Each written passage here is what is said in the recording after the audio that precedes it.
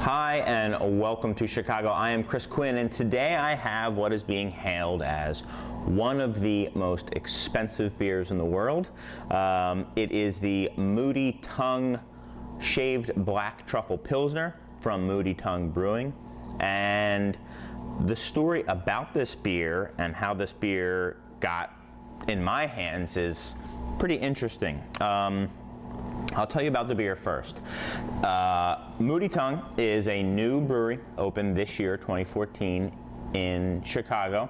Former Goose Island Brew Pub head brewer Jared Rubin's vehicle. He is the creative mind and brewer behind Moddy Tongue, and the whole idea of the brewery is to create culinary beers. What are culinary beers? I asked, and then I was told what it was by the Moddy Tongue website. It is beers that I think are inspired by food, are created as you would create a food dish. In this case, they are taking maybe some styles of beer that one may be familiar with, and then layering on top of that either through ingredients or process or both to create something they hope will kind of elevate the traditional style, or at least have a new take on it with added, complexity. For right now, they are draft only, with the exception of this beer, as far as I am aware. And yeah, it's interesting. The head brewer definitely has a culinary background. He worked as a chef for quite a while, and in restaurants in general. And yeah, took over at Goose Island and definitely started doing some more of these culinary inspired beers from that kind of came about from his visits to the local farmers markets and kind of seeing what fresh produce was coming in and wanting to kind of use that in his beers. This beer is, I think, suggested retail price is something like $120. Black truffle is quite expensive. I thought they were traditionally, is Italian the white truffle or the black truffle? I forget. Italy, France region. This says they were harvested by the Truffle and Wine Company, Manjimup, Australia. That doesn't necessarily mean that these are Australian truffles. I don't really know about Australian truffles. Maybe they were or were not. Truffles, for those of you who may not know, is basically like a type of, I guess, like a mushroom, a ground fungus. They live under the ground, and you have to kind of dig them up, and they can be, hard to find. And I don't think you can. People have not had a lot of success commercially farming them. You kind of have to find them in the wild, and they have a very kind of intense, earthy, kind of pungy, musty flavor that isn't for everyone. I myself like black truffle, or truffle in general, I should say. I do feel like it can be overdone and quickly overwhelm whatever it is associated with, especially when used as a truffle oil, I've found.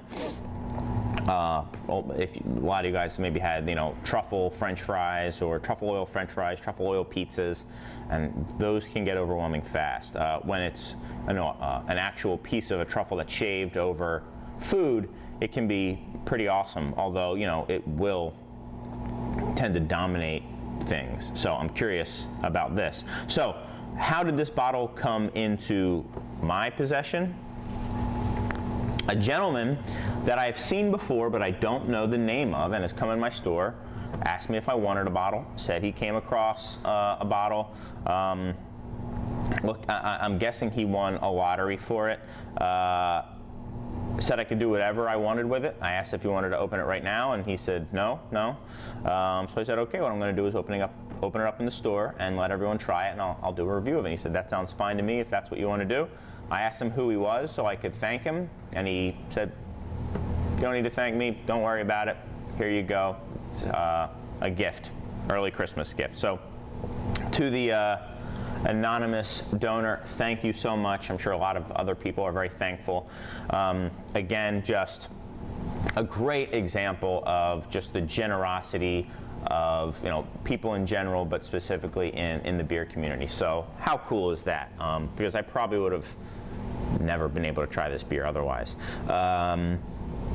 The way this beer was released was interesting. You had to sign up on their website.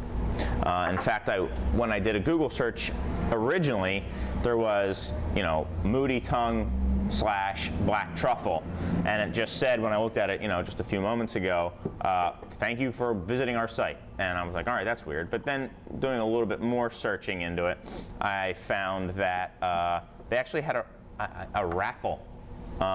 So I guess 50 people or 500 people were selected to be able to go to Binny's between December 1st and December 5th. Today it is December 4th, so this person probably picked it up presumably on the 1st or the 2nd, and drop 120 bones and get the beer. So kind of an interesting way to release it, pre-sold to specific people ahead of time. Interesting. So it is a Pilsner. I can already smell the truffle from here. Looking at the beer, it is quite clear, quite light. I think this is since it is a Pilsner, it's going to be 5%. That's pretty much right down the line for what I would expect.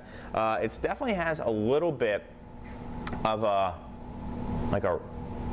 russet hint to it. So it's very clear, fairly light, but it's got this hint of it's gold, but it's really like a light gold color with like a hint of like tan in it or something. So it's not the most interesting, or not the most, it's fairly unique color. Almost no head either. And it dissipates pretty quickly. Let's see if we can get one. I have to open the bottle cap to get it to pour out. I learned that recently. Let's see if we can get any head to form. Okay, so there's a little bit, very kind of bright white. That looks a little bit nicer. Yeah, there you have it. Certainly very musty, something that I would associate more with, a traditional farmhouse ale.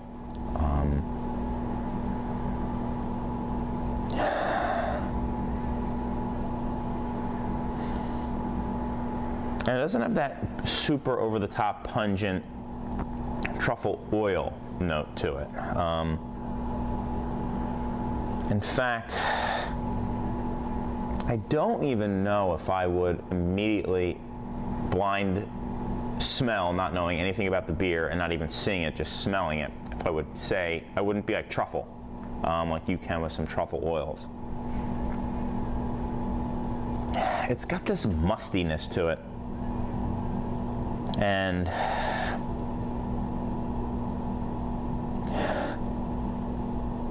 maybe like a rubbery quality to it, but like tire, like big, like chunky rubber. And there's a fruitiness as well. I'm not really getting much yeast. I'm not getting much malt. I'm not getting much hops. This flavor is what you get. Or this aroma is what you get. This one I'm trying to describe. Yeah, mainly earthy, a little like phenolic-y.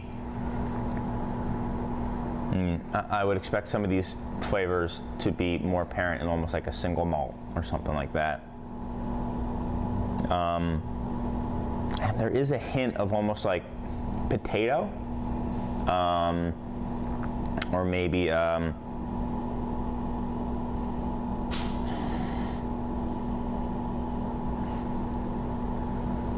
don't know, like a beet maybe? I don't know, something.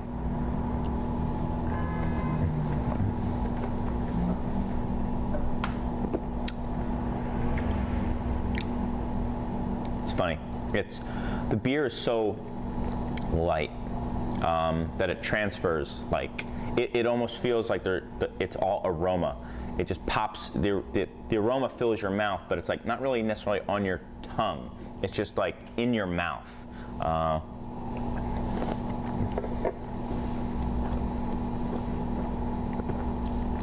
don't know. Yeah, it's kind of on your tongue too. The aroma and the flavor are fairly identical. It's a very light-bodied beer. It's a very dry beer. Maybe just a hint of some like crackery breadiness to it. Fairly low carbonation. Pretty low carbonated. It's not very spritzy on your tongue. A little. You get some prickle, but you know. When you're done with it, you kind of have this earthy, mushroomy flavor, like fresh chopped mushrooms that you just kind of ate before they were sauteed or anything, or picked out of a salad and just popped in your mouth and were kind of chewing on. Even like the white button mushrooms, you know, when you kind of pick them up and they have that a little bit clean, a little bit musty note to it, which is kind of what this is. I feel like it's worth talking about this flavor over and over again because it is a $120 bottle of beer. It's the only beer I'm reviewing on the show. I figured it might be worth it.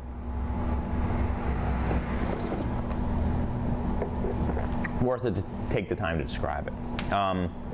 Certainly a unique beer. You know, a mushroomy thing, I think is probably the best way to put it. It's got like this, yeah, like cross between mushroom and potato, but not like a roasted potato. Like I don't know, taste the way kind of a potato smells when it's raw. You know, it is what it is. It's a truffle beer. Truffle by its nature is very expensive. I don't know how much went into this beer, what the cost of making this beer is. You know, for $120, is this something that, you know, I would want? You know, it's pretty out there for a beer. You know, this is, I guess, an experience beer. Is this something that you would find interesting? Is this something that you think is so cool that you just want to try? Then, you know, maybe it's worth it to you. But for $120 a bottle, I mean, you're just asking so much. You're asking so much of a beer, especially on top of such a light base beer. So there you go. I mean, this is a beer a lot of people are going to hate. I'm not going to lie. I mean, it's musty and dirty